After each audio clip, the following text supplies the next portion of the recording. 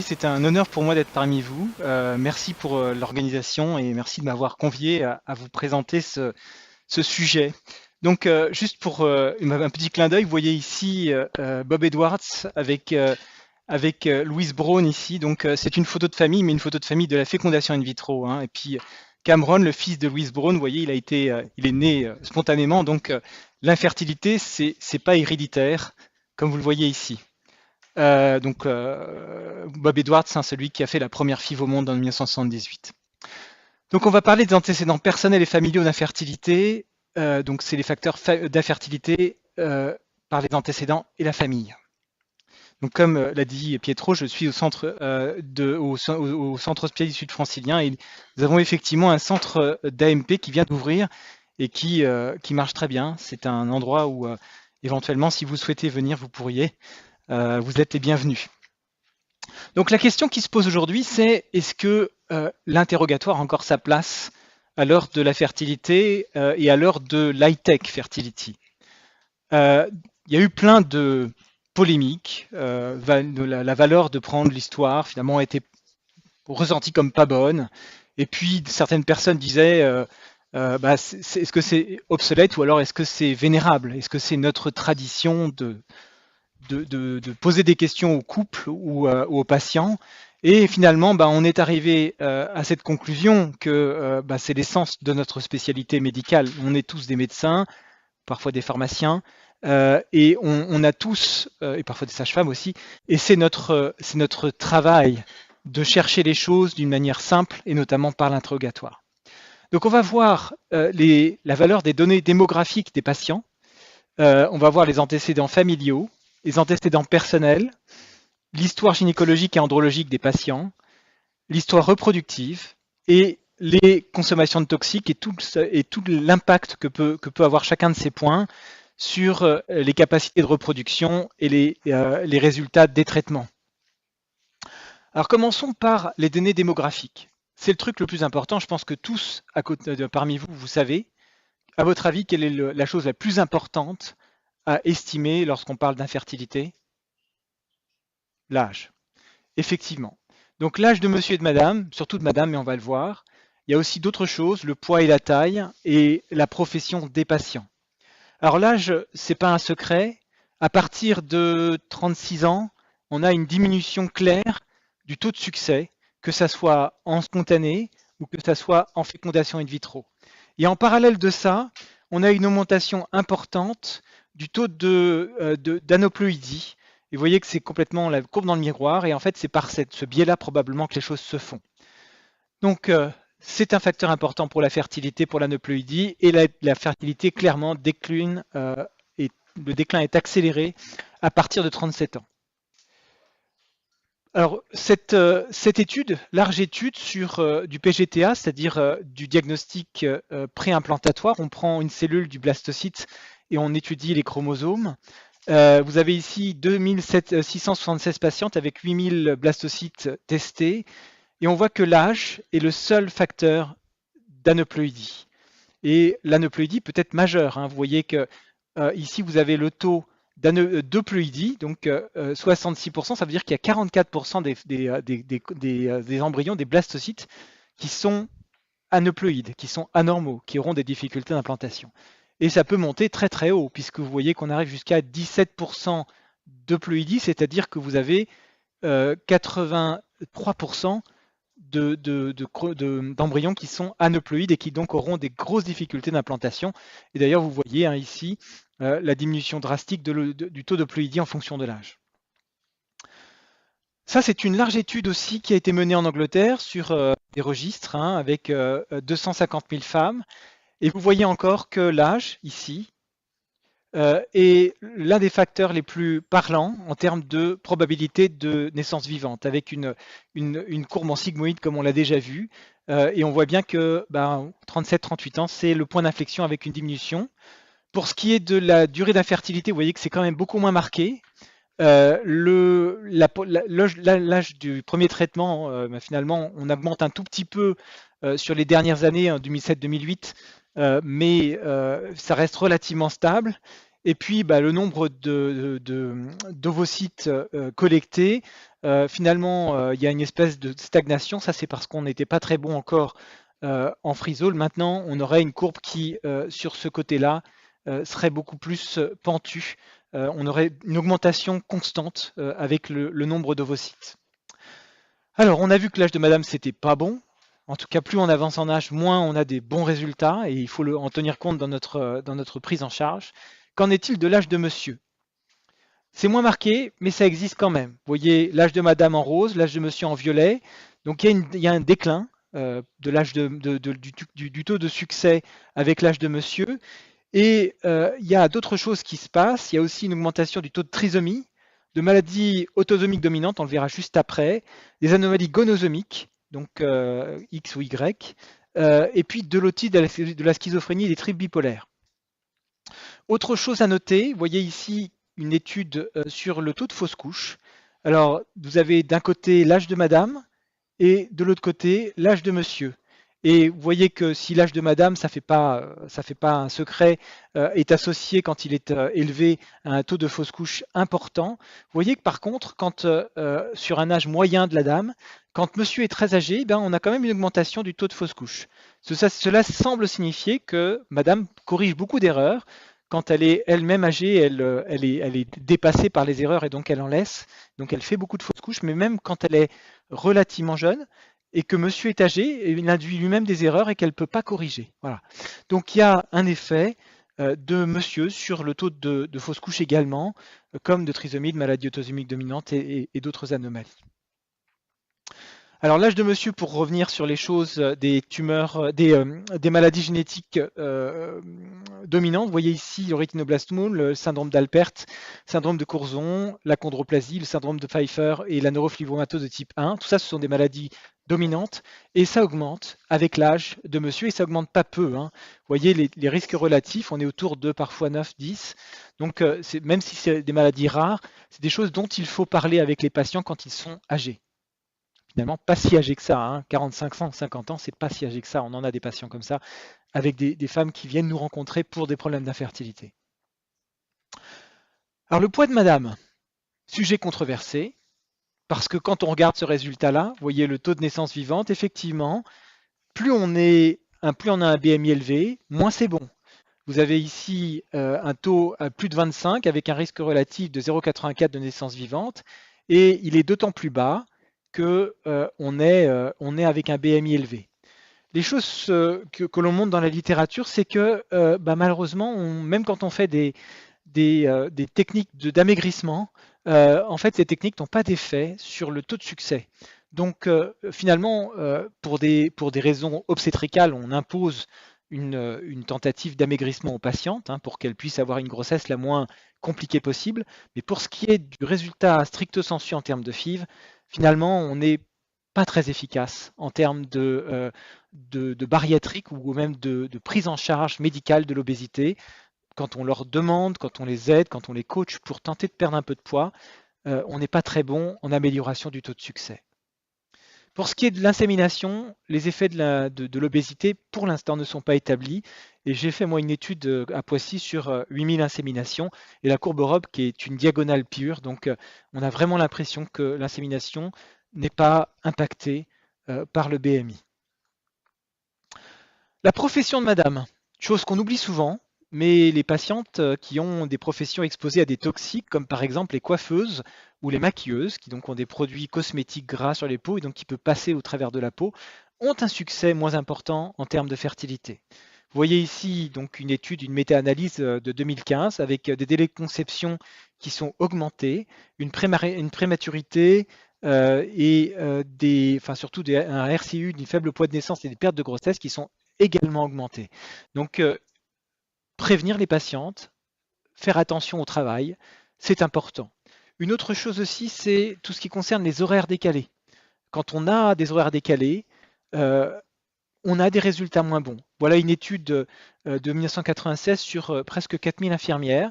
On regardait les patientes infirmières qui étaient de jour, celles qui étaient de nuit ou celles qui faisaient les 2-8 ou les 3-8, enfin 2 shifts, 3 shifts. Et on voit que plus on a des horaires décalés, variables, moins c'est bon.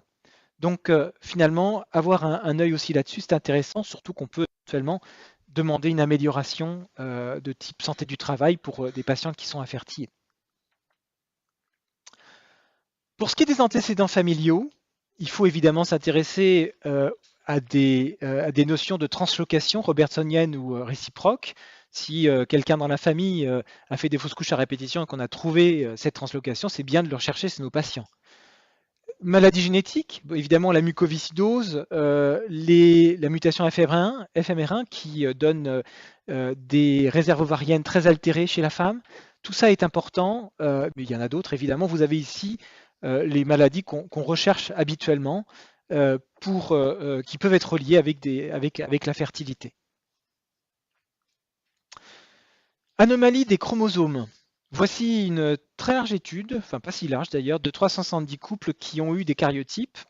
Et on voit que effectivement, il y a des anomalies de karyotypes chez les patients infertiles.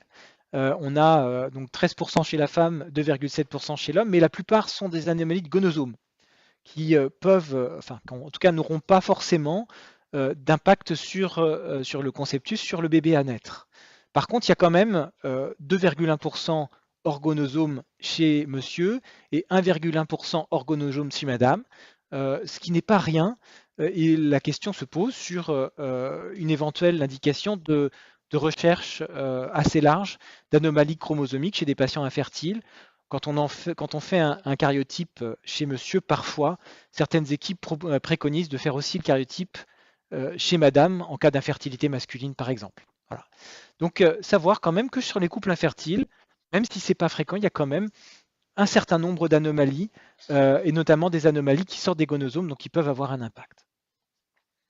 Mutations AZF, donc ce sont des mutations qui touchent l'homme infertile. Vous avez ici 5000 hommes infertiles avec 190 anomalies du chromosome Y découverts. Ça fait 3,6%, c'est pas beaucoup. Parmi ces anomalies du chromosome Y, 35 sont de mutations AZF, c'est-à-dire près d'un tiers. Des choses qui peuvent exister si dans la famille vous avez par exemple des anomalies de AZFC, ça ne donne pas forcément des azoospermies, donc il est possible aussi que cette mutation soit transmise à voir. Alors il y a des tabous quand même dans la fertilité quand on parle de famille. Parler d'infertilité et avouer son infertilité, c'est un tabou. Donc là, vous avez cette étude intéressante qui a pris des hommes au hasard dans la rue et qui leur a interrogé sur leurs antécédents d'infertilité à eux-mêmes et l'antécédent d'infertilité dans leur famille. Et on voit que ceux de leur famille reportaient 5 fois moins que la leur. Ça veut dire qu'en fait, cette information passe pas. Il n'y a pas de raison que dans leur famille, il y a moins d'infertilité que chez eux. Ce ne sont pas des hommes infertiles, on a juste pris un échantillon au hasard.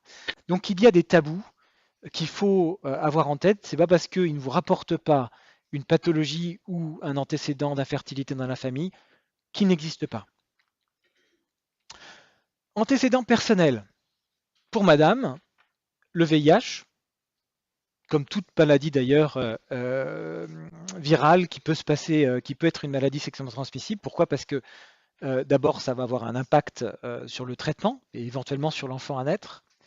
Les maladies endocriniennes, la dysthyroïdie, on sait que les hypothyroïdies ont un impact sur le bébé, sur l'intelligence du bébé, donc c'est bien de la rechercher. Le diabète, c'est pareil, ça a un impact sur les malformations.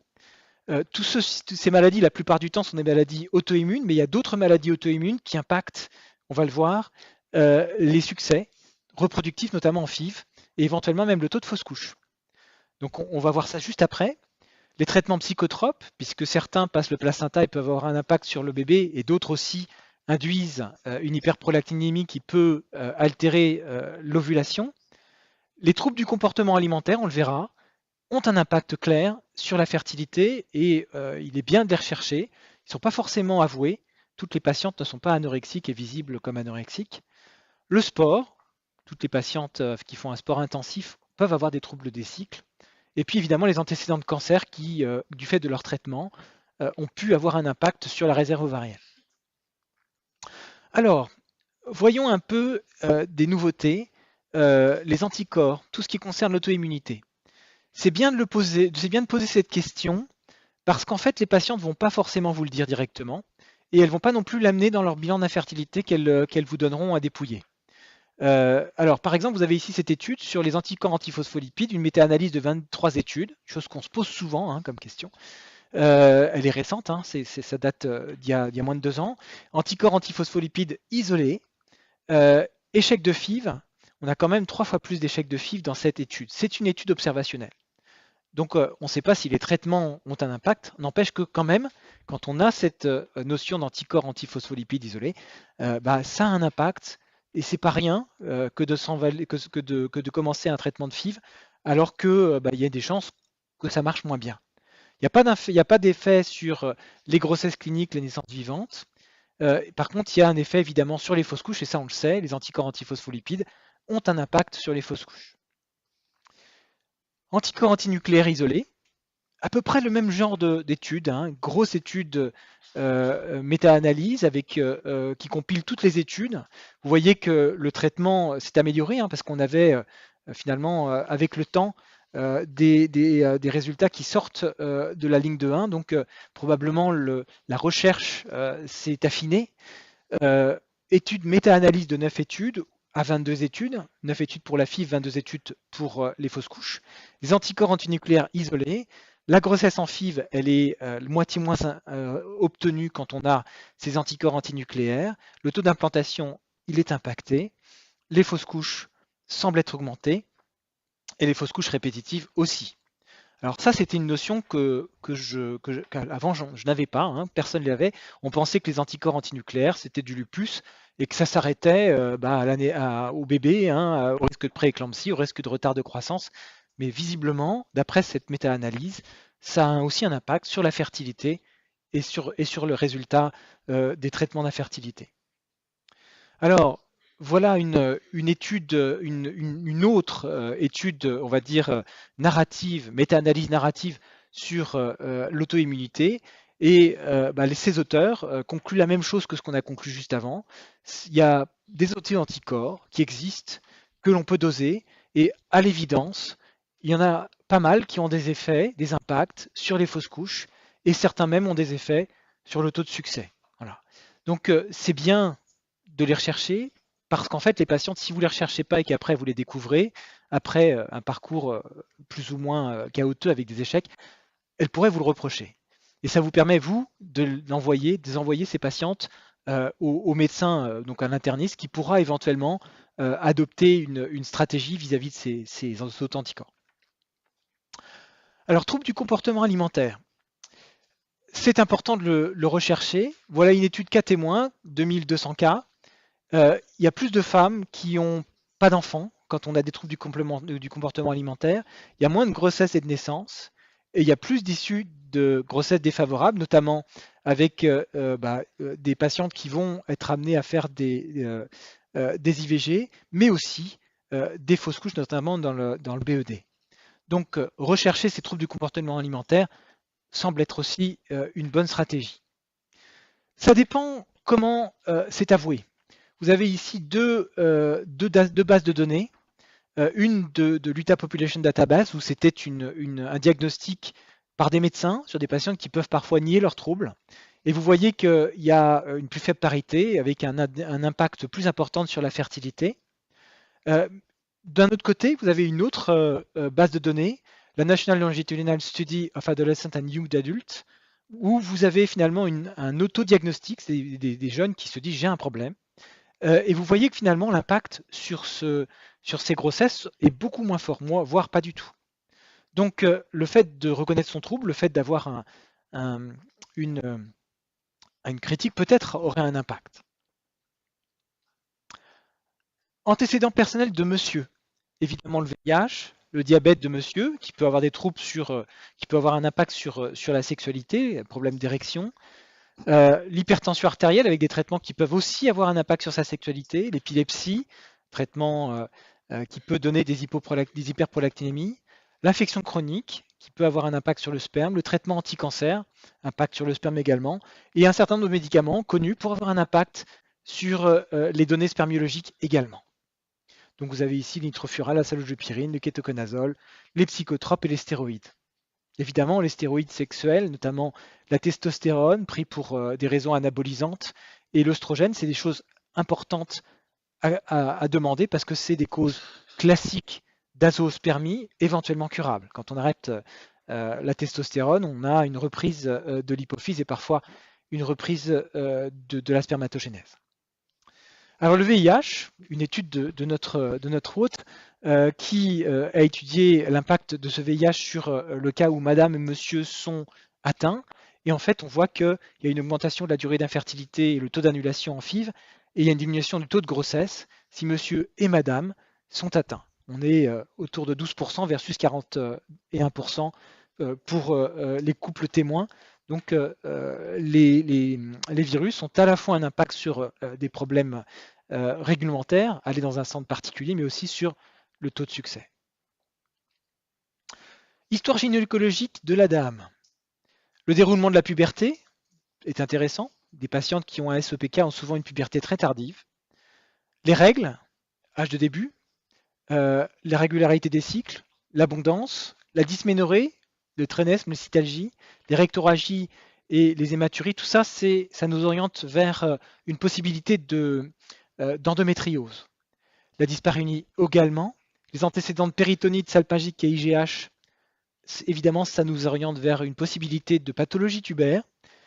Et puis tout ce qui concerne la chirurgie tubaire, la chirurgie pelvienne, la plastie tubaire, l'endométriose, les kystes ovariens et les MICI qui sont connus pour avoir un impact sur les adhérences, éventuellement induire des infertilités mécaniques.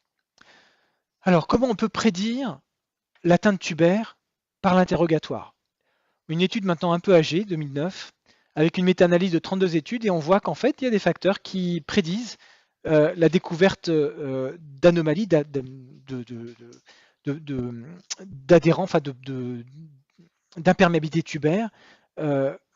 C'est par exemple l'appendicite compliqué, la chirurgie pelvienne, l'inflammation pelvienne, la grossesse intra-utérine, l'endométriose et les IST.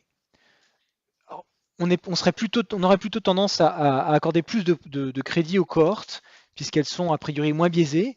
N'empêche que personne n'ira contre le fait que l'endométriose peut avoir un impact sur les trompes et donc induire une infertilité mécanique, de même que les IST.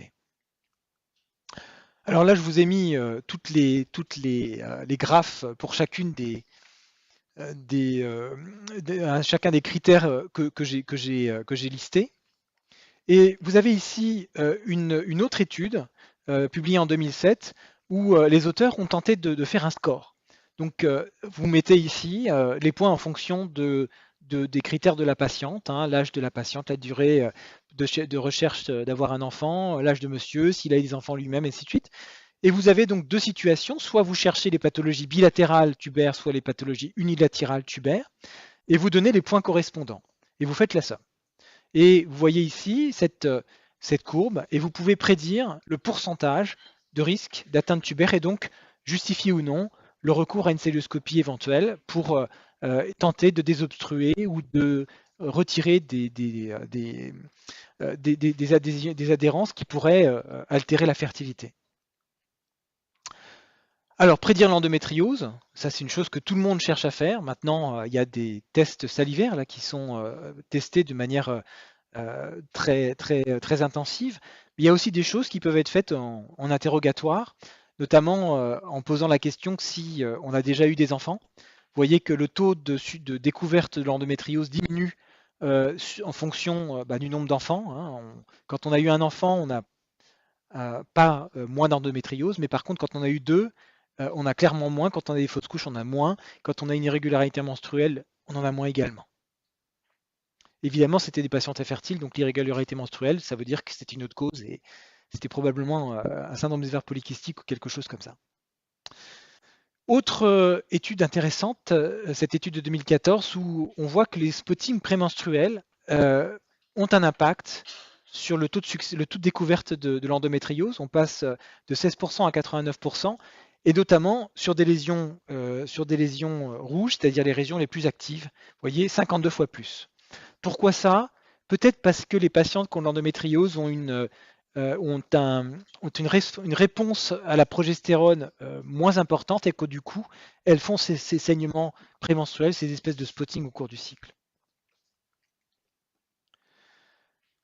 Alors, histoire andrologique, maintenant de monsieur, la cryptorchidie, les hernies inguinales, la varicocèle, les torsions testiculaires, l'infection prostatite épidédémite, la chirurgie prostatique, les troubles érectiles et l'éjaculation, c'est des choses qu'il faut rechercher. Cryptorchidie, hernie inguinale et varicocèle, enfin, cryptorchidie, hernie inguinale, c'est cette fameuse exposition éventuelle in utero à des perturbateurs endocriniens, puisque la triade, la troisième chose, c'est la fertilité masculine et la possibilité éventuellement d'un cancer du testicule.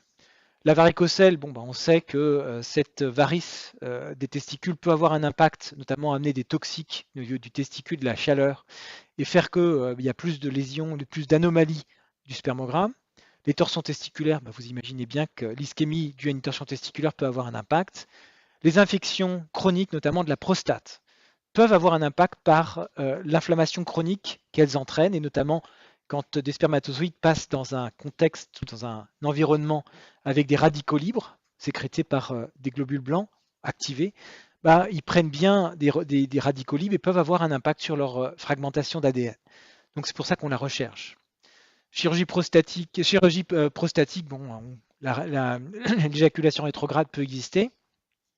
Les troubles érectiles et l'anéjaculation, c'est tout ce qui concerne les troubles sexuels et la fertilité. Ils sont nombreux et ça vous oriente vers plutôt une prise en charge sexologique avant de partir sur des traitements lourds d'infertilité. Alors, un petit clin d'œil sur une étude chinoise. Ils ont un gros impact, ils ont des grosses cohortes, donc ils peuvent avoir des choses un peu rigolotes qui sortent. Vous avez ici 110 hommes chinois étudiés en études multivariées, et vous voyez que les concentrations de leurs spermatozoïdes augmentent avec les buveurs de thé, c'est des Chinois.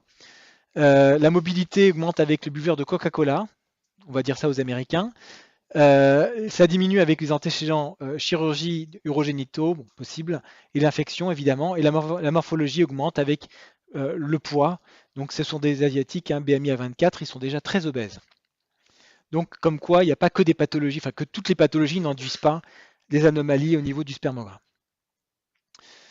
L'histoire reproductive, la durée de vie commune, c'est une chose qu'on va chercher puisque plus on a une durée de vie commune, plus on sait qu'ils se sont exposés à la grossesse et plus on aura tendance à faire des traitements à la fois rapides et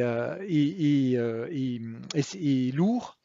La fréquence des rapports sexuels, parfois vous avez des troubles sexologiques qui ne sont pas avoués initialement la solution, c'est pas forcément la FIV, ça peut être aussi une prise en charge sexologique qui aura à la fois l'intérêt sur la reproduction, mais aussi sur leur santé sexuelle, ce qui est important pour eux.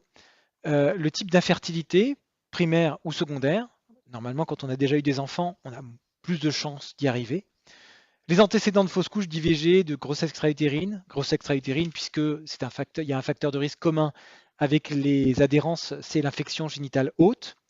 Les antécédents obstétricaux, on va le voir avec les césariennes, et le dénaturel pour concevoir, de même que tous les autres traitements d'infertilité, quand on a déjà eu des échecs, c'est plus difficile fatalement. Effet de la parité sur la future grossesse, vous voyez ici 1600 grossesses gémellaires après 24 semaines, et plus on a déjà des antécédents, plus ça se passe bien, on va dire. Donc moins on a des grossesses qui vont finir en très grande prématurité. L'effet sur la voie d'accouchement, une très large étude de 600 000 patientes. Quand on a une césarienne programmée, il y a encore plus une césarienne urgence ou encore plus une extraction instrumentale, on a moins d'enfants après. C'est des données épidémiologiques. Donc le fait d'avoir déjà eu des césariennes et des extractions instrumentales peuvent expliquer une certaine part de difficulté pour avoir des enfants. Les séquences reproductives d'avant, une très grande étude, je vous ai déjà présenté une partie de cette étude, 1 million de femmes danoises. Quand on a déjà eu des morphétane unilatéraux ou des GU ou des pertes de grossesse, il y a un effet négatif sur l'issue de la grossesse actuelle, et ça indépendamment de l'âge. Vous voyez le nombre de pertes de grossesse ici, jusqu'à 5, et vous voyez que ça diminue le taux de succès quasiment d'une manière parallèle. Donc la même chose, hein, avec les séquences différentes. Et puis toujours cette même étude avec donc une analyse de l'impact des fausses couches ou des échecs d'implantation sur le taux de succès. Quand on a des impacts, quand on a des antécédents de fausses couches, apparemment, quand on prend des embryons qui ont été équilibrés, tout va bien, on n'a pas d'anomalie d'implantation. C'est pas parce qu'on a des fausses couches préalablement qu'on aura moins de succès. Par contre, quand on a un échec d'implantation, vous voyez ici une diminution quasiment graduelle, proportionnelle du taux d'implantation, ce qui suggère qu'il n'y a pas que le problème de l'équilibre des chromosomes en termes chromosomiques des embryons, il y a aussi le problème de l'implantation de l'endomètre qui peut avoir un impact notamment sur les échecs d'implantation. Donc les antécédents d'échecs d'implantation, notamment sur les traitements précédents, sont intéressants. Les toxiques, j'imagine que vous savez tous que fumer, c'est pas très bon pour la fertilité. Il n'y a pas que la fumée, il y a aussi le tabac, il y a aussi la caféine et évidemment les drogues. Donc, il y a le stress qui va avec. Alors, je ne sais pas ce qui s'est passé là. Ah, ok, très bien.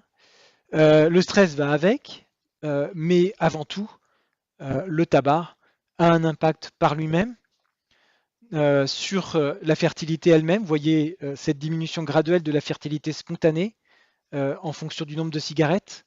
J'attire votre attention sur le fait que, d'après cette étude, 16 cigarettes, ce serait la limite. Je pense que si on prenait plus de patientes, on aurait des effets des 5 cigarettes, donc ça ne justifie pas le fait que les patientes doivent fumer moins de 7 cigarettes par jour. Le délai de conception de plus de 9 mois, vous voyez qu'il augmente et il est plus important au-delà de 10 cigarettes par jour. La fertilité spontanée en délai de conception dans cette autre étude augmente également avec les patientes qui fument plus. Et donc cette méta-analyse de études de cohorte, le tabagisme féminin est un risque relatif d'infertilité de 1,4, ce qui est pas forcément très important, mais enfin quand même. Bref, donc pour ce qui est de la fertilité spontanée des patientes qui fument, il y a plus d'infertilité quand les femmes fument. C'est significatif pour des tabagismes importants. Finalement, il n'y a pas beaucoup d'études sur le tabagisme masculin. Ça ne veut pas dire qu'il faut les empêcher, leur permettre de fumer. Tabac et résultats en FIV. Maintenant, cette large méta-analyse d'études où l'on voit qu'il y a un impact important du tabagisme sur le succès en termes de FIV. Vous avez 50% des résultats en moins quand on fume. Ça, c'est le taux de fausse couche. Ça multiplie par 2,6. C'est pas rien. Et donc, pour conclure cette méta-analyse, un taux de fécondation pour lequel il n'y a pas d'effet du tabac, mais le taux de grossesse clinique, il est à 0,56 en risque relatif, en ratio. Donc c'est significatif, très significatif. Le taux de naissance vivante encore plus. Le taux de fausse couche 2 fois plus et le taux de grossesse extra-utérine 15 fois plus. Donc le tabac chez la femme, d'autant plus qu'elle veut faire de la FIV, c'est vraiment quelque chose à bannir. Et je pense que c'est une des choses avec l'âge qu'il faut retenir dans ce couple. Tabac et âge, deux axes pour travailler, pour avoir de meilleurs résultats. Évidemment, on ne peut pas rajeunir les patientes, donc essayer de raccourcir leur temps quand c'est nécessaire. Et le tabac, leur demander le plus possible d'arrêter de fumer. Donc, conclusion pour ce cours, et je suis presque à l'heure. L'interrogatoire, pour moi, ça reste incontournable dans la prise en charge d'infertilité. J'espère vous avoir convaincu de ça. Ça permet à la fois d'orienter les patientes vers le traitement d'infertilité adapté, voire un traitement sexologique quand c'est nécessaire, d'estimer et de pouvoir aussi prévenir la patiente d'un pronostic qui pourrait être altéré. Le facteur le plus important, c'est l'âge. Donc, travaillons donc à bien diagnostiquer, rapidement diagnostiquer les problèmes d'infertilité. Quand vous faites perdre un an à une patiente, c'est une perte sèche du taux de succès. Et le tabagisme, c'est vraiment la chose évitable la plus néfaste que je vous invite à prévenir la patiente et essayer de faire qu'elle arrête de fumer. Voilà, je vous remercie pour votre attention.